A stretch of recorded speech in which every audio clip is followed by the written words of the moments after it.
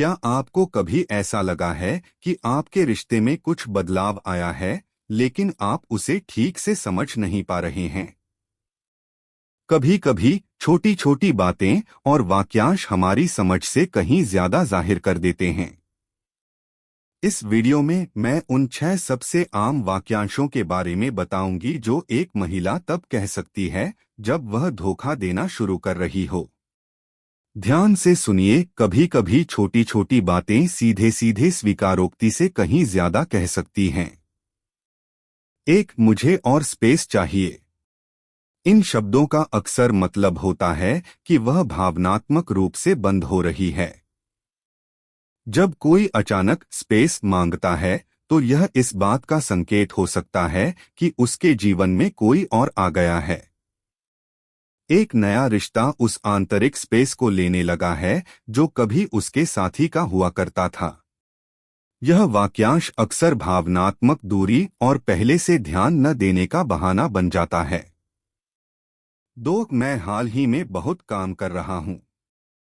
सबसे आम बहानों में से एक। धोखा देने का फैसला करने वाली महिला काम को एक सुविधाजनक बहाने के रूप में इस्तेमाल कर सकती है।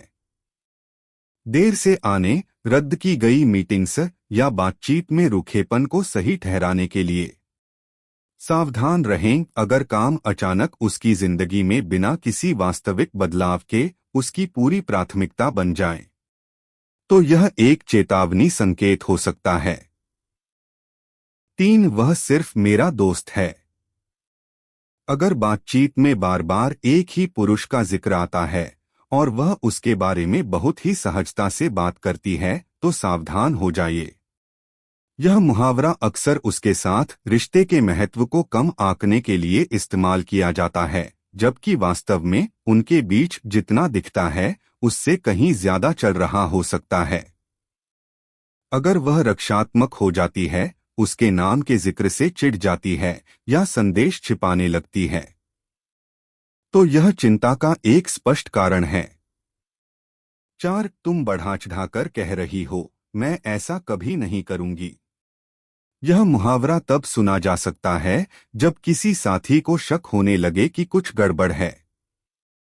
यह आमतौर पर एक रक्षात्मक प्रतिक्रिया होती है, वह स्थिति को बदलने की कोशिश कर रही होती है ताकि आपको अपने संदेहों के लिए दोषी महसूस कराया जा सके।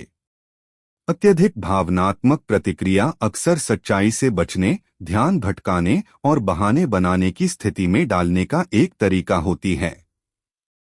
5, मेरे पास अब इन बातचीतों के लिए समय नहीं है।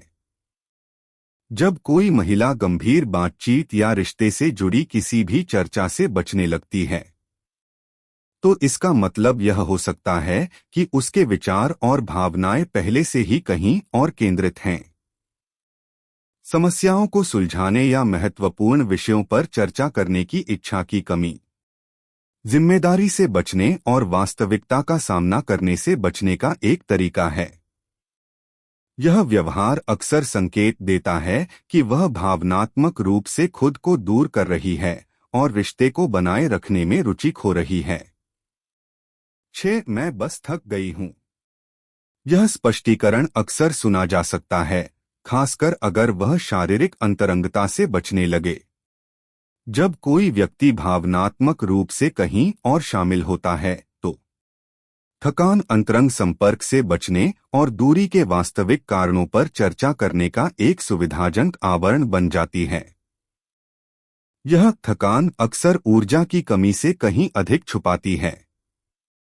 इन वाक्यांशों का हमेशा धोखा देने का मतलब नहीं होता है, लेकिन ये संकेत दे सकते हैं कि रिश्ते में कुछ गड़बड़ हो गई है। हर कहानी अनोखी होती है, इसलिए जरूरी है कि आप खुलकर और ईमानदारी से बातचीत करें। सिर्फ उसकी बातें ही न सुनें, बल्कि उसके व्यवहार और उसके रवैये में आए किसी भी बदलाव को भी सुनें। अगर आपको यह वीडियो मददगार लगा हो तो कृपया इसे लाइक करें, चैनल को सब्सक्राइब करें और नोटिफिकेशन चालू करें। यहाँ आपको हमेशा बहुमूल्य सलाह और जानकारी मिलेगी जो आपके रिश्ते को मजबूत बनाने और समझने में आपकी मदद करेगी। अगले वीडियो में मिलते हैं।